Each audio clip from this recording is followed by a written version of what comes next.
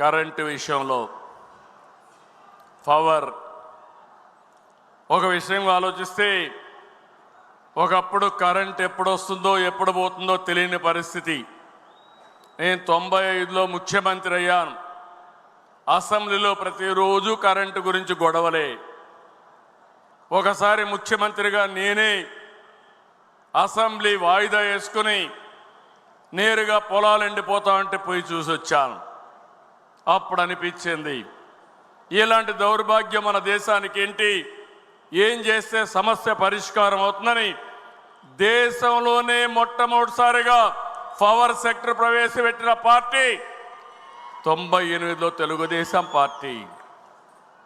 దాంతో 2004కి పవర్ సర్ప్లస్కి వచ్చాం. కొంతమంది నన్ను అర్థం చేసుకోలేదు. ఆ రోజు కూడా అపోహలు సృష్టించారు. కానీ 2004లో అధికారం పోయింది. కానీ ఈ రాష్ట్రానికి శాశ్వతంగా పవర్ సమస్య పరిష్కారం చేసిన పార్టీ తెలుగుదేశం పార్టీ. 2004లో అధికారం వచ్చిన పార్టీ 10 ఏళ్ళు రాష్ట్రాన్ని పూర్తిగా నిర్వీర్యం చేశారు.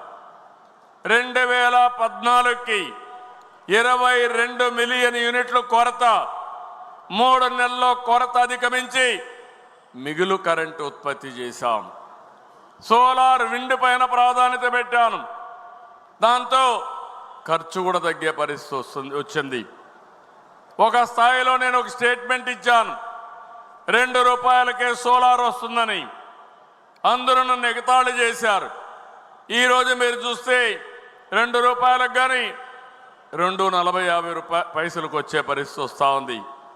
కానీ సోలార్ ప్యానెల్స్ దొరికితే ఇంకా చౌకగా వచ్చే అవకాశం వస్తుంది. అదే సమయంలో ఇది కరెంట్ అంతా కూడా డే టైమే వస్తుంది, ఎండుంటే వస్తుంది, ఎండ లేకపోతే వచ్చే పరిస్థితి లేదు. మనం ఆ రోజన్నీ సెట్ చేశాం. కానీ మళ్ళీ 2019లో మనం ఓడిపోయిన తర్వాత మన మీద కక్షతో ఒప్పందాలను రద్దు చేసి చట్ట వ్యతిరేకంగా పనిచేసి కరెంటు తీసుకోకుండా 9,000 కోట్ల రూపాయలు కోర్టు ద్వారా ఆదేశాలు వస్తే మొట్టికాయలు వేస్తే 9,000 కోట్ల రూపాయలు పే చేశారు. ఉచితంగా వచ్చే కరెంటు వాడకుండా చేసి 9,000 కోట్ల రూపాయల నష్టపరిహారం కట్టే పరిస్థితికి వచ్చారు. 5 సంవత్సరాలు వీళ్ళు చేసిన పనికి 1,12,422 కోట్ల రూపాయలు బకాయిలు అయిపోయినాయి. 9 సార్లు కరెంటు ఛార్జీలు పెంచారు. 32,166 కోట్ల రూపాయలు పెంచారు. మళ్ళీ నేను 4వసారి ముఖ్యమంత్రి అయితే మళ్ళా యథాస్థితే. అయితే ఈరోజు నేను ఒకటే ఆలోచిస్తున్నాను, మళ్ళీ రాష్ట్రంలో ఏ మాత్రం కూడా కరెంటు కొరత లేకుండా చేయాలని, శాశ్వత పరిష్కారం తేవాలని ఈరోజు నేను కార్యక్రమాలు చేపట్టాను. ఆంధ్రప్రదేశ్ని క్లీన్ ఎనర్జీ, గ్రీన్ ఎనర్జీ హబ్గా తయారు చేస్తున్నాం. సోలార్కు ప్రాధాన్యత ఇచ్చాను, విండ్కు ప్రాధాన్యత ఇచ్చాం, పంపుడ్ ఎనర్జీ కూడా ప్రాధాన్యత ఇచ్చాం. 160 గిగావాట్లు కరెంటు ఉత్పత్తి చేయాలని లక్ష్యంగా పెట్టుకున్నాం. 10 లక్షల కోట్ల రూపాయల పెట్టుబడులు వస్తాయి. దీనివల్ల 7,50,000 మందికి ఉద్యోగాలు వస్తాయి. ఇప్పటికే ఈ రంగంలో మీరు చూస్తే 6 లక్షల కోట్ల రూపాయల పెట్టుబడులు వచ్చాయి. 58 గిగావాట్ల కరెంటు, గ్రీన్ కరెంట్ వచ్చే పరిస్థితి వస్తూ ఉంది. ఎన్టీపీసీ కానీ, హీరో ఫ్యూచర్ కానీ, ఆస్థా గ్రీన్ కానీ, Ecoren, Tata power, Vedanta group, Reliance power, ACME, renew power, ever green లాంటివి చాలా వచ్చాయి. ఇవన్నీ మీరు చూస్తే రాయలసీమలో ఎక్కువ వస్తున్నాయి. ఇది ఒక గ్రీన్ ఎనర్జీ హబ్గా తయారవుతుంది. మనకు పోర్ట్లు ఉన్నాయి.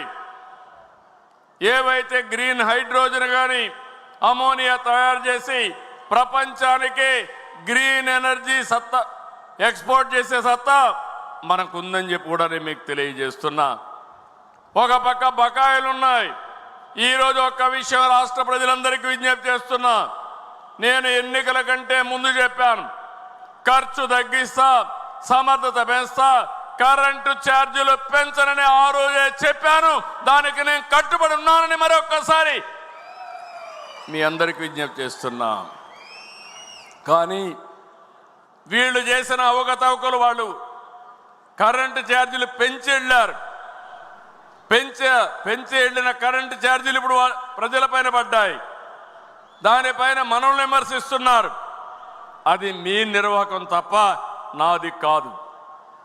నేను వచ్చిన తర్వాత 2024 జూన్ 12 తర్వాత వాడిన కరెంటు ఛార్జీలు ఒక్క పైసా పెంచకుండా సమర్థత పెంచుతానని మరొక్కసారి విజ్ఞప్తి చేస్తున్నా.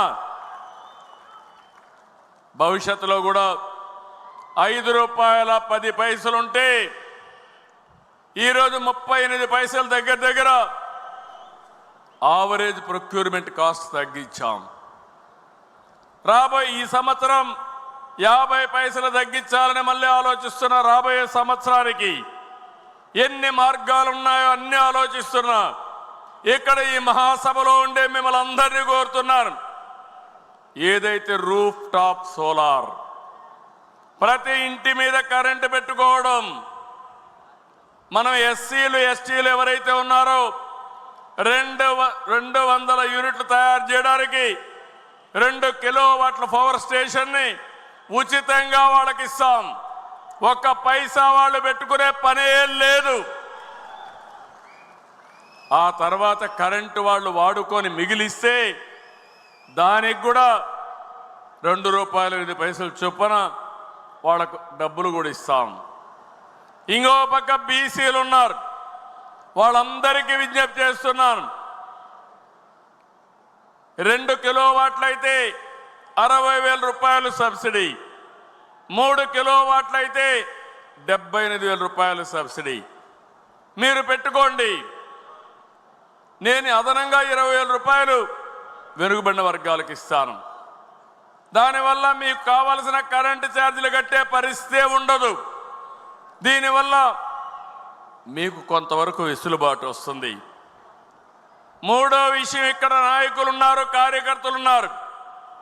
నేను ఇక్కడుండే ఎమ్మెల్యేలు కూడా చెప్పాను, ప్రతి నియోజకవర్గంలో కనీసం 10,000 ఇండ్ల పైన సూర్యఘర్ పెట్టాలి, రూఫ్ టాప్ పవర్ పెట్టాలని చాలా స్పష్టంగా ఆదేశాలు ఇచ్చాను.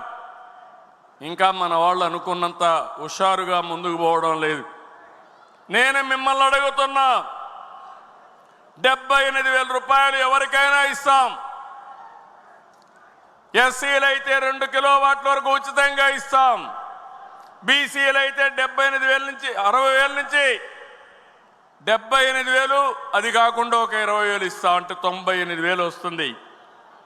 మిగిలిన వాళ్ళందరికీ 60,000 వస్తుంది, 78,000 వస్తుంది. మీరందరూ కానీ మీ ఇండ్ల పైన కరెంటు పెట్టుకుంటే మీరు కరెంటు ఛార్జీలు కట్టే పరిస్థితి రాదని మరొకసారి విజ్ఞప్తి చేస్తున్నా. బ్యాంకులో మీరు డబ్బులు తీసుకోండి, మిగిలింది మీరు కాదనుకుంటే డిపార్ట్మెంటే పెట్టి మీకు ఇస్తారు. బ్యాంకుతో కూడా వడ్డీ మామూలుగా పెట్టి నెలవారీగా మీ బిల్లు కూడా అడ్జస్ట్ చేస్తారు.